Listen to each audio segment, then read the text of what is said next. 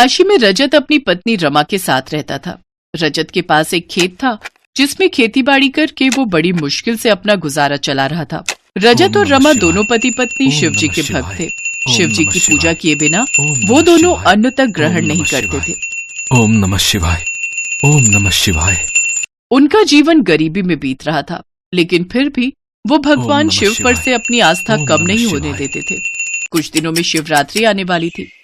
वो दोनों हर साल शिवरात्रि का निर्जल व्रत किया करते थे और गांव के मंदिर में जाकर भोलेनाथ पर जलाभिषेक करते थे। साथ ही दोनों सारा दिन भोलेनाथ की भक्ति में डूबे रहते। इस साल की शिवरात्रि आने से एक दिन पहले रमा ने रजत से कहा, सुनिए जी, कल शिवरात्रि है और मैं चाहती हूँ कि हम भोलेनाथ और माँ पार्वती को इस बार जल के साथ साथ दूध, बेलपत्र और फल भी अर्पित करें। ठीक है रमा, लेकिन मेरे पास 100 रुपए ही रखे हैं, उनसे जो भी आ जाएगा मैं लेता आऊंगा। वो दोनों गरीबी की जिंदगी जी रहे थे। उनकी झोपड़ी कच्ची थी, छत से पानी टपकता था, लेकिन फिर भी वो जैसे तैसे अपने दिन काट रहे थे। शाम को रजत खेत से लौटते वक्त और जो सामान रमा ने बोला था वो सब ले आया। अगले दिन शिवरात्रि वाले दिन भूखे प्यासे निर्जल व्रत रखकर रजत और रमा भगवान शिव को जल अर्पित करने के लिए मंदिर जाने के लिए निकलते हैं। लेकिन तभी अचानक से भारी बारिश शुरू हो गई। हे भगवान, बारिश शुरू हो गई, अब हम मंदिर कैसे जाएंगे? थोड़ा इंतजार कर लेते हैं जी, शायद बंद हो जाए। लेकिन काफी देर तक इंतजार करने के बाद भी बारिश बंद नहीं होती और उनकी छत टपकनी शुरू हो जाती है। लगता है आज भोलेनाथ हमारी परीक्षा ले रहे हैं। रमा, तू एक काम कर, घर पर ही मिट्टी का शिवलिंग बना ले, उसी पर ही हम बेलपत्र, फल और दूध चढ़ा देंगे। लेकिन वो तो बह जाएगा जी। वो दोनों बातें कर रहे थे कि तभी किसी ने उनके दरवाजे पर दस्तक दी। रजत ने दरवाजा खोला तो बाहर एक साधु बाबा और साध्वी खड़े थे। प्रणाम महाराज, कहिए क्या सेवा कर सकते हैं हम आपकी? बालक, हम दूर गांव से आए हैं, क्या बारिश थमने तक हम तुम्हारे घर में रुक सकते हैं? बाबा, आपका स्वागत है, आप जब तक चाहें यहाँ रुक सकते हैं। साधु और साध्वी अंदर आ जाते हैं। अंदर रमा मिट्टी से शिवलिंग बना रही होती है। तभी साध्वी उससे पूछती है, बेटी, तुम ये शिवलिंग क्यों बना रही हो? माँ जी, आज हम दोनों का व्रत है और बारिश के कारण हम दोनों पूजा करने मंदिर नहीं जा पाए, इसलिए घर पर ही शिवलिंग बनाकर उसकी पूजा करना चाहते हैं। लेकिन बेटी, तुम्हारे घर में तो हर जगह पानी टपक रहा है, फिर तुम पूजा कैसे करोगी? यहाँ तो बैठने तक की भी जगह नहीं है। भोलेनाथ हमारी परीक्षा ले रहे हैं, लेकिन हम किसी भी तरह पूजा करके ही रहेंगे। फिर रजत और रमा पूजा करने के लिए मिट्टी के शिवलिंग के सामने हाथ जोड़कर बैठ जाते हैं। फिर रमा जैसे ही शिवलिंग पर फल चढ़ाने लगती है तो साधु बाबा उनसे कहते हैं, हमें बहुत भूख लगी है, पहले हमें कुछ खाने को दे दो। ये लीजिए बाबा, आप इसे खा लीजिए। इसके बाद रजत शिवलिंग पर दूध चढ़ाने लगता है तो साध्वी उनसे कहती है, मुझे भी भूख लगी है। लेकिन माताजी, अब तो हमारे घर में कुछ भी खाने को नहीं बचा है। ऊपर से बारिश होने के कारण मैं आज खेत पर काम के लिए नहीं जा पाया, इसीलिए कुछ मजदूरी नहीं मिली। हाँ माँ जी, जब ये काम पर जाते हैं और उस दिन जो मजदूरी मिलती है उसी से हमारा चूल्हा जलता है। अगर तुम्हें बुरा न लगे तो ये दूध हमें पीने को दे दो। हाँ हाँ माँ जी, इसमें बुरा लगने वाली कौन सी बात है? आज रात हम दोनों यहीं विश्राम करेंगे, लेकिन यहाँ तो सोने की जगह नहीं है। आप चिंता न करें बाबा, आप हमारे बिस्तर पर सो जाइए, हम दोनों पति पत्नी यहीं दरवाजे पर बैठकर रात गुजार लेंगे। वो दोनों सारा दिन भूखे प्यासे रहते हैं। फिर रात भर दरवाजे की चौखट पर बैठकर ही ओम नमः शिवाय का उच्चारण करते रहते हैं। इसी तरह बातें करते करते दोनों की आंख लग जाती है और वो दोनों वहीं बैठे बैठे सो जाते हैं। सुबह जब उनकी आंख खुलती है तो वो देखते हैं कि उनका घर बहुत बड़ा बन चुका है, जिसमें सुख सुविधा की हर चीज थी। उनका मिट्टी का शिवलिंग सोने का बन चुका था और उनके घर में सोने की मोहरों से भरे हुए मटके रखे हुए थे। ये सब देख रजत और रमा को समझते हुए देर नहीं लगी कि स्वयं शिव और पार्वती उनके घर आए थे। भोलेनाथ और माँ पार्वती स्वयं हमारे घर आए थे और हम मूर्ख उन्हें पहचान भी नहीं पाए। इतनी बारिश में इतना कष्ट झेलकर भगवान हमें स्वयं दर्शन देने आए थे। वो दोनों शिवलिंग के आगे सर झुका लेते हैं और फिर अपने घर में मंदिर बनाकर सोने के बने शिवलिंग की स्थापना करके हर रोज उनकी पूजा करते हैं। कुछ सोने की मोहरें बेचकर रजत ने सेठ का सारा कर्जा चुका दिया। अब उन्हें किसी चीज की कोई कमी न थी। अब वो दोनों मिलकर हर जरूरतमंद की मदद किया करते थे। शिवपुरी गांव में दीनानाथ नाम का एक पंडित अपनी पत्नी शकुंतला और 5 बेटियों के साथ रहता था।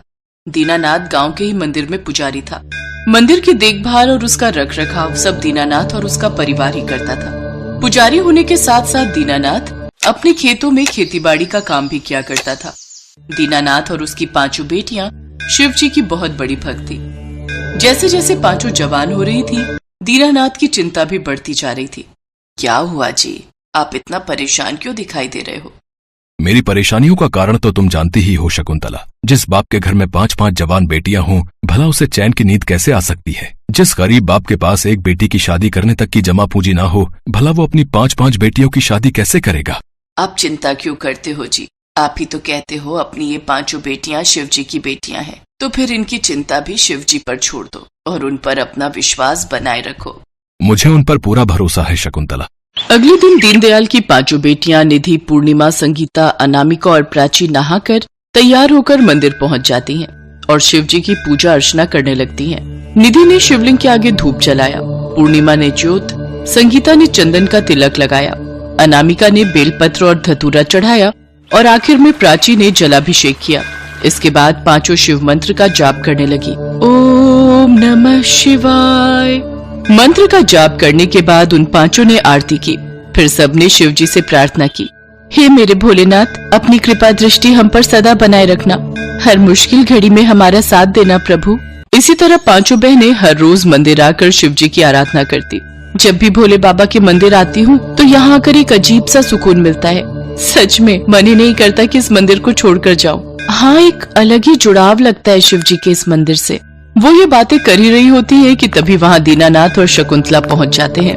उनकी बातें सुनकर दीनानाथ और शकुंतला पुरानी यादों में खो जाते हैं। हे प्रभु, हम दोनों दिन रात आपकी सेवा करते हैं, आपकी पूजा करते हैं। अब तो हमें हमारी भक्ति का फल दे दो और हमारी सूनी गोद को भर दो। मैं जानती हूँ भोलेनाथ कि मैं कभी माँ नहीं बन सकती, लेकिन कोई ऐसा चमत्कार कर दो कि हम दोनों को माँ बाप के सुख से वंचित न रहना पड़े। अपनी कृपा हम पर बरसाओ प्रभु। तभी उन्हें मंदिर के बाहर से किसी बच्चे के रोने की आवाज आती है। अरे, ये बच्चे के रोने की आवाज कैसी? वो दोनों भागकर बाहर जाते हैं तो देखते हैं कि मंदिर के पास जो नदी है, वहाँ एक बड़ी सी फूलों की टोकरी में 5 नवजात बच्चियां बहती हुई आ रही हैं और बीच नदी में जो शिवलिंग है उसने उन्हें रोके रखा है। दीनानाथ झट से नदी में जाकर उस टोकरी को बाहर लेकर आता है। शकुंतला, एक वक्त था जब हम एक बच्चे के लिए तरसते थे, लेकिन आज देखो भोलेनाथ ने अपनी 5-5 बेटियों के माता पिता बनने का हमें सौभाग्य दिया है। सचमुच आज मैं बहुत खुश हूँ। तेरा लाख लाख शुक्र है प्रभु। बाबा, माँ, लो आप भी भोलेनाथ का जलाभिषेक कर लो। भगवान शिव की पूजा करने के बाद वो सभी वापस घर आ जाते हैं। दीनानाथ की 5 बेटियां बहुत ही सुंदर और गुणी थी। 5 ने अच्छे नंबरों से 12वीं पास कर ली। अब वो घर के कामों में तो अपनी माँ का हाथ बटाती थी, साथ ही खेत में जाकर अपने पिता की मदद भी किया करती थी। बाबा, हर बार की तरह इस बार भी अपने खेत में अच्छी खासी फसल होगी। होगी क्यों ना भला, मेरी बेटियों ने इतनी मेहनत जो की है, और तुम सबके हाथों में तो जादू है। जब से मेरे साथ खेतों में काम करना शुरू किया है, तब से खेत में फसल अच्छी खासी हो जाती है। जिससे सरपंच के दोनों लड़के अजय और विजय उनसे चिढ़ते थे। सरपंच अक्सर अपने नालायक बेटों को खरी खोटी सुनाया करता था। अरे नालायकों, पढ़ने में तुम दोनों नालायक ही थे, लेकिन कम से कम किसी काम में तो ढंग के बनो। एक काम करने भेजा था, वो भी ठीक से नहीं। अरे कुछ सीखो उस पुजारी की बेटियों से। मंदिर से लेकर खेती बाड़ी तक हर काम में साथ देती है अपने बापू का। अरे मैं तो कहता हूँ तुम जैसे नालायकों के पैदा होने से तो अच्छा होता मुझे भी बेटियां ही होती, कम से कम मेरी जमीन जायदाद तो संभालती। इतना कहकर सरपंच वहाँ से चला जाता है। तभी अजय गुस्से में विजय से कहता है, इन 5 बहनों ने तो हमारा जीना मुश्किल कर दिया है। पहले स्कूल में मास्टर जी के मुंह से इनकी तारीफें सुनते थे, फिर गांव वालों से, और अब अपने ही बापू से बातें सुननी पड़ रही हैं। सही कहा भाई, बचपन से लेकर आज तक बस हर जगह उन्हीं बहनों की तारीफें सुनते आ रहे हैं, लेकिन अब पानी सर से ऊपर आ चुका है। बिल्कुल सही कहा भाई, अब वक्त आ गया है उन्हें सबक सिखाने का। हमें कुछ ऐसा सोचना होगा जिससे सांप भी मर जाए और लाठी भी ना टूटे। ऐसे मेरे पास एक आइडिया है। बचपन से मन में भरा गुस्सा अब उबार बन के उबलने वाला था, इसलिए अपने प्लान को अंजाम देने के लिए वो अगले दिन लकड़ी के पुल तक पहुंचे। मंदिर तक जाने के लिए नदी पर बने लकड़ी के पुल को पार करके जाना पड़ता था। अजय और विजय ने उनके आने से पहले ही उस लकड़ी के पुल के जोड़ को किनारे से आधे से ज्यादा काट दिया, ताकि उस पर हल्का सा वजन पड़ने से ही वो पुल टूट जाए और वो 5 नदी में डूबकर मर जाएं। 5 बहनें मंदिर जाने के लिए घर से निकलती हैं। जल्दी चलो दीदी, आज हमें मंदिर जाने में देर हो गई। हाँ, मौसम भी खराब है, बारिश आने को है। वो 5 बातें करते हुए लकड़ी के पुल पर चल पड़ती हैं।